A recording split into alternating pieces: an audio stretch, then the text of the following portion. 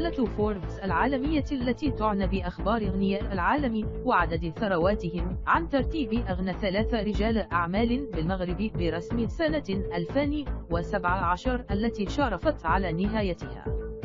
وحسب المجلة الأمريكية فإن المتربع على عرش أغنياء المغرب هو الملياردير عثمان بنجلون الذي راكم ثروة إجمالية تقدر بملياري دولار و100 مليون أي ما يناهز 2000 مليار سنتيم.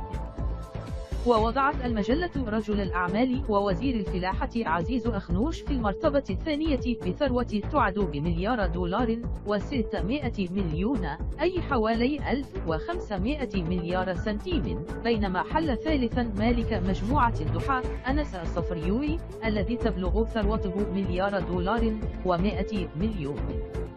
للإشارة فإن المليارديرات المغاربة الثلاث تم إدراجهم ضمن لائحة أغنى 20 شخصا في إفريقيا.